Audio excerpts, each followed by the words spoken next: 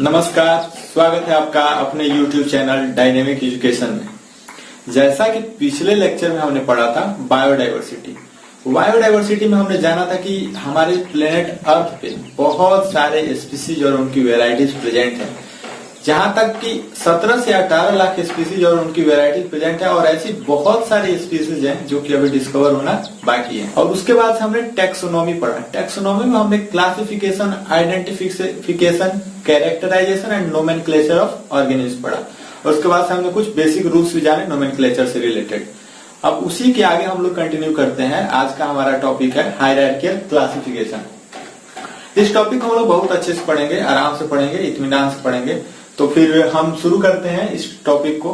तो देखिए, सबसे पहले इसमें हम लोग कुछ इसके बेसिक्स जानेंगे हायरार्कियल क्लासिफिकेशन के, इसके डिफिनीशन को जानेंगे और फिर जानेंगे कि आखिर इसकी जरूरत क्यों पड़ी। ठीक, तो hierarchical classification as the name suggest arrangement of organism on their basis of characters in ascending और डिसेंडिंग ऑर्डर। यानी कि असेंडिंग और डिसेंडिंग ऑर्डर कहने का मतलब ये है कि हायरार्कियल जो वर्ड है इसका मतलब ये होता है किसी भी चीज को क्रम में, मतलब क्रम में सजाना। तो उसी तरह वर्गीकरण जो क्लासिफिकेशन है उसको हम लोगों ने एक अरेंज किया क्रम में, ताकि जो हम स्टडी कर सके वो थोड़ा इजी हो सके। ठीक, चूंकि बहुत सारे ऑर्गेनिज्म हैं तो उनको इजी करने के लिए उनकी स्टडी को हमने इसको हायरार्कियल क्लासिफिकेशन लाया। तो as we know classification is not a single step process. जैसा कि हम सभी जानते हैं कि क्लासिफिकेशन एक सिंगल स्टेप प्रोसेस नहीं है। हम अभी से लेकर बहुत सारे ब्रांचेस पढ़ते आ रहे हैं, सिस्टमेटिक्स पढ़ते आ रहे हैं, टैक्सोनॉमी पढ़ते आ रहे हैं। आखिर ये सब क्यों पढ़ रहे हैं? हम ये सब चीजें तो क्लासिफिकेशन के लिए तो पढ़ रहे हैं और अपनी स्टडी को, मतलब ऑर्गेनिज्म के बारे में अपनी स्टडी को डाइवर्स करने के लिए और इजी करने के लिए, ताकि हम जब चाहे जिस ऑर्गेनिज्म के बारे में चाहे मतलब उसके बारे में जानकारी पा सके। ठीक, तो इसमें आप लोग पढ़ेंगे। जैसा कि हम सभी जानते हैं classification is not a single step process, it involves hierarchy of steps in which each step represents a rank or category. As we know, category is a part of overall taxonomic arrangement. ठीक, it is called taxonomic categories and all taxonomic categories together constitute hierarchical classification or taxonomic classification. ठीक, तब इसमें hierarchical classification को हम लोग समझने के लिए एक छोटा सा एग्जांपल लेंगे। इंसेक्ट्स, हम सभी जानते हैं इंसेक्ट्स का जो मतलब बेसिक कैरेक्टर और कैरेक्टरिस्टिक फीचर्स है वो क्या है? 3 pairs of jointed legs। तो जो 3 pairs of jointed legs insects में पाए जाते हैं वो उसके कैरेक्टरिस्टिक्स को शो करता है। तो ऐसे बहुत सारे ग्रुप ऑफ ऑर्गेनिज्म को इंसेक्ट्स कवर करता है अपने अंदर। तो जितने भी ग्रुप ऑफ ऑर्गेनिज्म या ऑर्गेनिज्म जिसमें 3 pairs of jointed legs पाए जाते हैं वो किस कैटेगरी में आएंगे? इंसेक्ट्स में आएंगे। तो इंसेक्ट्स के लिए एक रैंक हम लोग कर दिए डिनोट, एक कैटेगरी बन गई इंसेक्ट्स के अलग ही। तो जैसा कि हम सभी ने देखा कि इंसेक्ट्स जो है एक ग्रुप ऑफ ऑर्गेनिज्म को रिप्रेजेंट करता है और वही group of organism further denote करता है कैटेगरी को। कैटेगरी डिनोट करता है रैंक और टैक्सॉन को, और इसी रैंक और टैक्सॉन को हम लोग क्या बोलते हैं? बेसिक यूनिट ऑफ क्लासिफिकेशन और टैक्सोनॉमिक स्टडी। और यही रैंक और टैक्सॉन बेसिक यूनिट हो गया अपना टैक्सोनॉमिक का। ठीक, करेंगे कि एनसीईआरटी का एक एक लाइन, एक एक कोना हम लोग क्लियर कर सकें सारे डाउट्स को एनसीईआरटी से रिलेटेड। ठीक, तो एनसीईआरटी में एक लाइन दी हुई है, दिस कैटेगरीज और taxonomic category are distinct biological entities not merely morphological aggregates. इस मतलब लाइन का मतलब ये है, इसका बेसिक मतलब ये है कि जितने भी टैक्सोनॉमिक ग्रुप और कैटेगरीज बनाए गए हैं वो सिर्फ और सिर्फ मॉर्फोलॉजिकल कैरेक्टर्स के बेस पे ही नहीं बनाए गए हैं। उनमें उनके मॉर्फोलॉजी, एनाटॉमी और इवन बायोलॉजिकल एंटिटीज जेनेटिक्स को भी इंक्लूड किया गया है। ठीक, तो इस लाइन का मतलब ये हुआ। अब आगे हम लोगों ने ये जो kingdom, phylum, class, order, family, genus, species जो हायरार्कियल क्लासिफिकेशन है ब्रॉड इन असेंडिंग ऑर्डर, इसको हम लोगों ने आखिर कैसे बनाया? आखिर कैसे, how to place organism in various categories, आखिर कैसे ऑर्गेनिज्म को वेरियस कैटेगरीज में रखा गया? तो इसका सिंपल सा आंसर है कि जो बेसिक रिक्वायरमेंट है ऑर्गेनिज्म को वेरियस कैटेगरी में रखने का, वो नॉलेज होना चाहिए हमें ऑर्गेनिज्म के मतलब बेसिक कैरेक्टर्स का। और इसी नॉलेज के आधार पे हम ऑर्गेनिज्म के सिमिलरिटीज और डिससिमिलरिटीज के बारे में खुद को अवेयर करते हैं और हम ऑर्गेनिज्म को अलग अलग कैटेगरीज, रैंक, टैक्सॉन में रखते हैं। ठीक, और इस तरह से जितने भी टैक्सोनॉमिकल स्टडीज की गई ग्रुप ऑफ ऑर्गेनिज्म के, उनके वेराइटी ऑफ स्पीसीज के, उन सब के सहायता से ये टेक्सोनॉमिक कैटेगरीज का डेवलपमेंट किया गया। अब टेक्सोनॉमिक कैटेगरीज का जो डेवलपमेंट किया गया वो जिस ऑर्डर में किया गया, मतलब हम लोग इसको असेंडिंग ऑर्डर में पढ़ेंगे। सबसे पहले हम लोग स्पीसीज पढ़ेंगे और लास्ट में किंगडम के बारे में पढ़ेंगे। अब सबसे बड़ी समस्या है कि ये जो क्रम है इसको एकदम हूबहू ऐसे ही याद रखना है।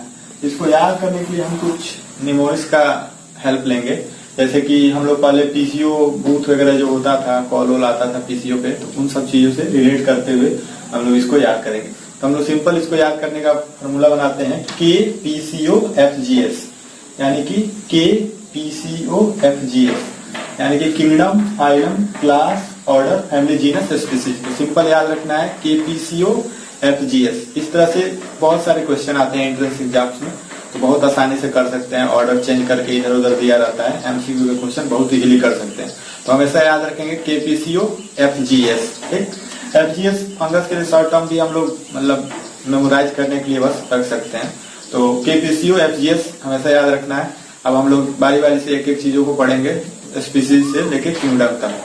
ठीक, आगे हम टेक्सोनॉमिकल स्टडीज और हायरार्किकल क्लासिफिकेशन में हम पढ़ेंगे स्पीसीज, जो कि बेसिक यूनिट और लोवेस्ट कैटेगरी है टेक्सोनॉमिकल हायरार्की का। ठीक, तो स्पीसीज के बारे में हम इसका सिंपल डिफिनेशन ये होता है, group of related organism with fundamental similarities. तो जो स्पीसीज में है वो फंडामेंटल सिमिलरिटीज है, और स्पीसीज को जो कैटेगराइज किया गया है वो मॉर्फोलॉजिकल डिफरेंसेस के बेसिस पे किया गया है। चूंकि स्पीसीज, जीनस और फैमिली तक तो मॉर्फोलॉजिकल डिफरेंसेस ही हैं, तो स्पीसीज में भी मॉर्फोलॉजिकल डिफरेंस ही होगा कैरेक्टराइज करने का। ठीक, तो इसको सिंपल एग्जांपल से हम लोग समझेंगे। Very common example, Mangifera indica, mango का कॉमन नेम, साइंटिफिक नेम। तो पिछले लेक्चर में हमने पढ़ा था कि जो नोमेनक्लेचर है उसके रूल होते हैं, किस दो कंपोनेंट में होता है किसी भी बायोलॉजिकल नेम को लिखने का। तो पहला होता है जीनस और दूसरा स्पेसिफिक एपिथेट।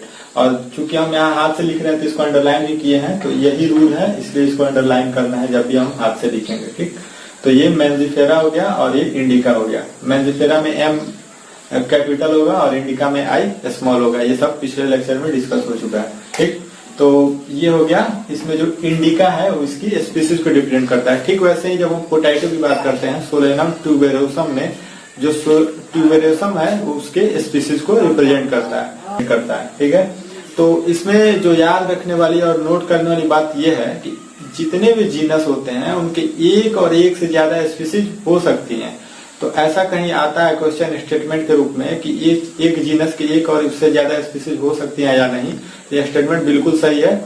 ईच जीनस में है वन और more than one specific epithets, मतलब भले वो अलग अलग ऑर्गेनिज्म होंगे, दोनों स्पीसीज अलग अलग होंगे, लेकिन जो उनमें मॉर्फोलॉजिकल कैरेक्टर्स होगा वो सेम होगा। क्योंकि जो स्पीसीज है इसको कैटेगराइज किया गया है मॉर्फोलॉजिकल कैरेक्टर के बेस पे, तो जो बेस है वो हमेशा सेम रहेगा। ठीक, तो ऑर्गेनिज्म में भी डिफरेंट बट देयर सिमिलरिटीज और मॉर्फोलॉजिकल कैरेक्टर्स आर सेम।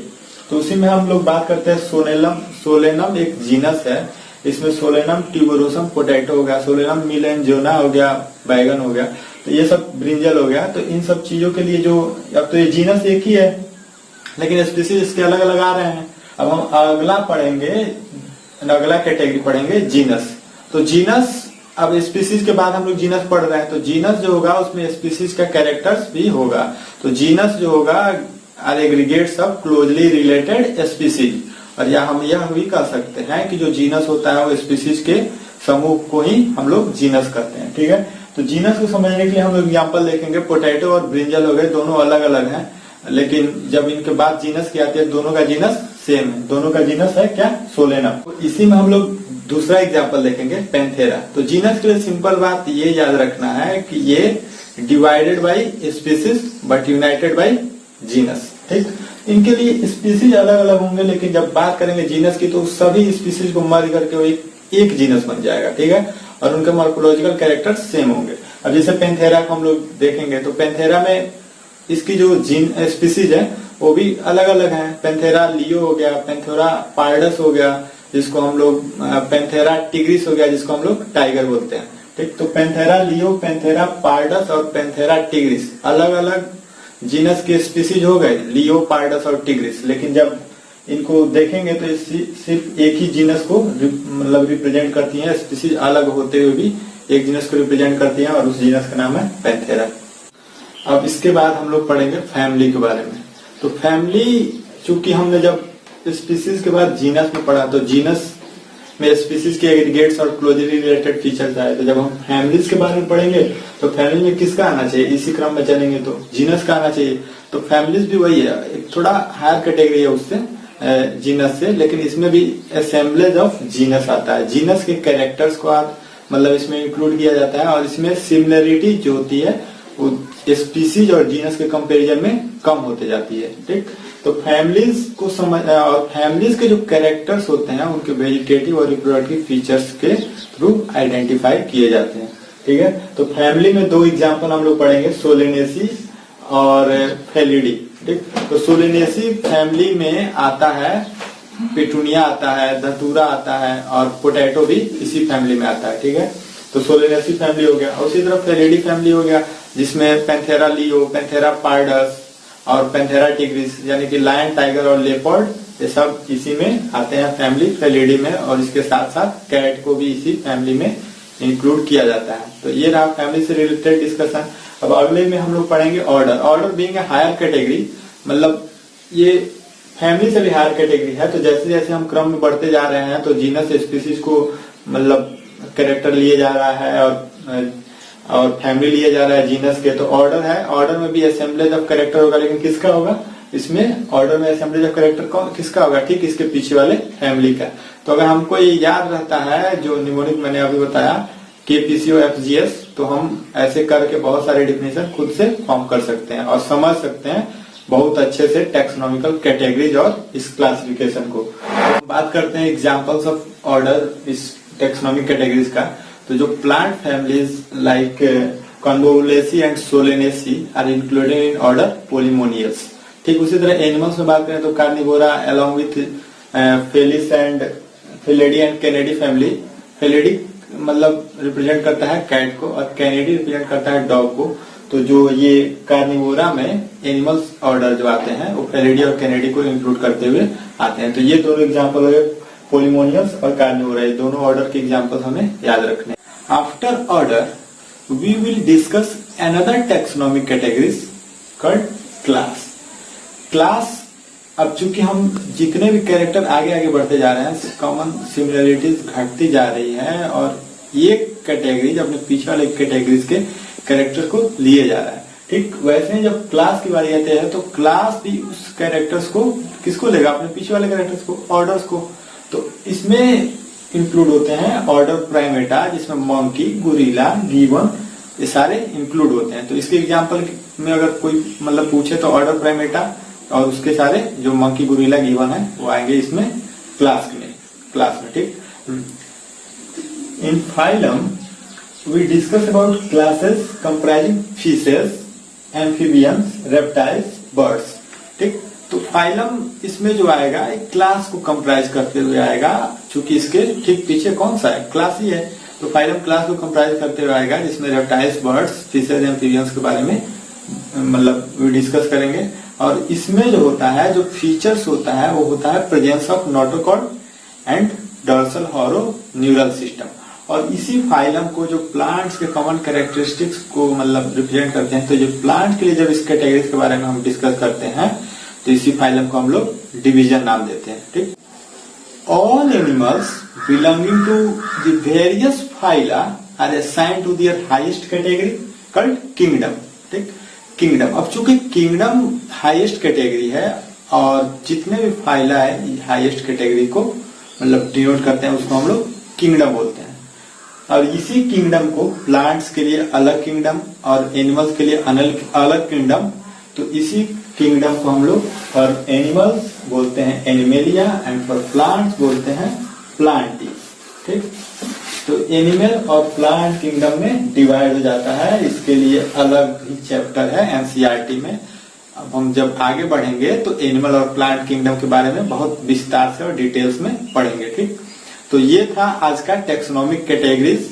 और टैक्सोनॉमिक कैटेगरीज के कुछ हमने बेसिक्स जाने, डिफिनीशन जाने, उनके इंपॉर्टेंस जाने, उसमें हमने निमोनिक्स भी याद रखना है हम सब मतलब अच्छे तरह से, ताकि कोई भी अरेंजमेंट और ऑर्डर गड़बड़ ना हो। केपीसीओ एफजीएस हमेशा याद रखना है। इससे बहुत सारे एमसीक्यूज आते हैं और इसी के थ्रू हम बहुत सारे डिफिनीशन बना सकते हैं। क्योंकि हम देख रहे हैं कि स्पीसीज से जब हम जीनस की तरफ बढ़ रहे हैं तो जीनस से स्पीसीज के कैरेक्टर को लिए जा रहा है, ठीक ऐसे ही सब अपने पीछे वाले कैरेक्टर को लिए जा रहे हैं। हमें बस एक डिफिनीशन याद रखना है स्पीसीज का, उसके बाद तो सारे के सारे असेंबलेज ऑफ कैरेक्टर्स हैं, मतलब अपने पीछे वाले कैरेक्टर्स के, टेक्सोनॉमिक कैटेगरीज के, ठीक। तो इस तरह से ये था अपना टेक्सोनॉमिक कैटेगरीज और उसके बारे में हमने डिटेल्स में पढ़ा। तो अभी तक हमने टेक्सोनॉमिक कैटेगरीज में सारे एक एक स्पीसीज से लेके किंगडम तक तो हर चीज के बारे में डिस्कस किया और हम एज ए नट से सारी चीजों को एक बार मेमोराइज करते हैं। तो ठीक है, तो अभी तक हमने जो भी पढ़ा उसका कंक्लूजन यही निकलता है कि स्पीसीज से हम जब किंगडम की तरफ जाते हैं, when we move from species to kingdom, species is the lowest category as we know and kingdom is the highest category। जब हम लोवेस्ट से हाईएस्ट कैटेगरी की तरफ जाते हैं असेंडिंग ऑर्डर में, तो हम पाते हैं कि जो सिमिलर कैरेक्टर्स होते हैं वो घटते जाते हैं। मतलब जो कैरेक्टरिस्टिक्स मतलब हम स्पीसीज में बहुत ज्यादा पाए जा रहे थे वो किंगडम तक जाते जाते एकदम कम होते जाते हैं, वो घटना शुरू हो जाते हैं। तो हम ऐसा कह सकते हैं कि lower the taxa more the characters the organism share, यानी कि जितना छोटा टैक्सा होगा, जितना लोएस्ट कैटेगरी होगा टेक्सोनॉमिक कैटेगरीज का, उतनी ज्यादा ऑर्गेनिज्म में सिमिलरिटीज और सिमिलर फीचर्स पाई जाएंगे, ठीक। और हमने ये भी जाना कि ऑर्डर के ऊपर मतलब जो कैरेक्टरिस्टिक होते हैं ये सब असेंबलेज ऑफ कैरेक्टर्स होता है। इस family genus species basically morphological characters पे बेस्ड होती है। तो ये हमें हमेशा याद रखना है और ये भी याद रखना है कि पीसीओ एफजीएस बहुत जरूरी है याद रखना, क्योंकि जितने भी ऑर्डर क्रम इधर उधर करके आ जाते हैं क्वेश्चन, तो इसको हम लोग याद रखेंगे। तो आज के लिए इतना ही। अगले वीडियो में हम बात करेंगे टेक्सोनॉमिकल एड्स और क्या इंपॉर्टेंस है टेक्सोनॉमिकल एड्स का, जिसमें हम लोग herbarium, museum, botanical garden, zoological park और क्विज के बारे में पढ़ेंगे। तब तक के लिए आप हमारे चैनल से जुड़े रहिए और जोड़ते रहिए लोगों को, और अपना सुझाव कमेंट बॉक्स में जरूर दें।